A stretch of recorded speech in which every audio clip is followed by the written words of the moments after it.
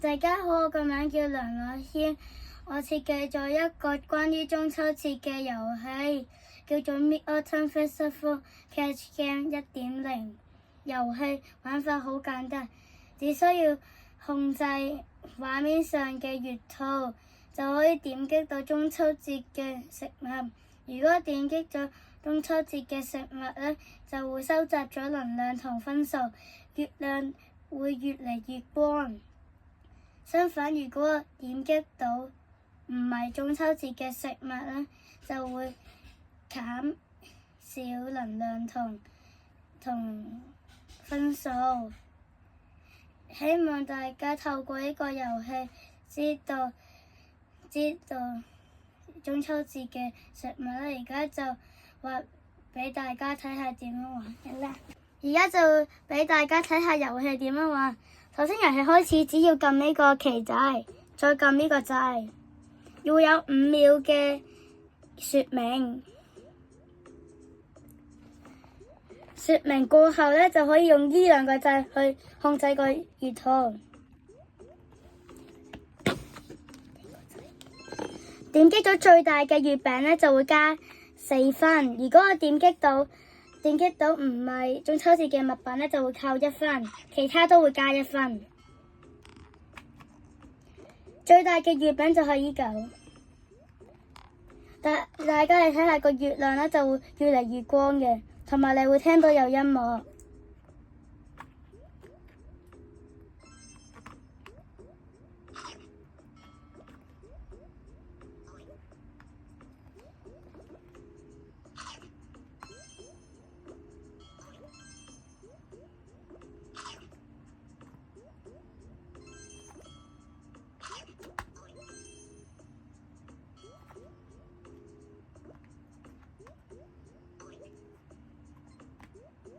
見到贏咗之後呢，就去咗呢個畫面，要停呢，就可以撳呢個紅色8角形掣。經過整呢個遊戲嗰陣時候呢，都有遇到困難嘅，就係呢，我編咗一大 code 出嚟呢，之後呢就呈現唔到我想要個樣出嚟。經過試咗好多次之後呢，就呈現翻我想要個樣出嚟啦，就係呢啲咯，就係我想佢呢，如果呢個分數等於40或者多過40呢，就會去咗贏嗰版咯。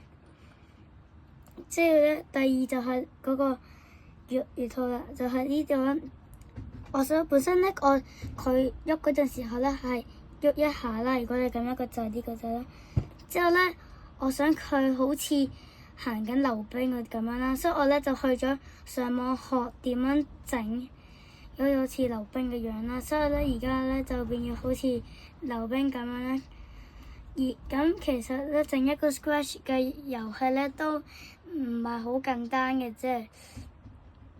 希望大家玩咗呢個遊戲之後咧，就知道中秋節嘅物品係咩啦。多謝。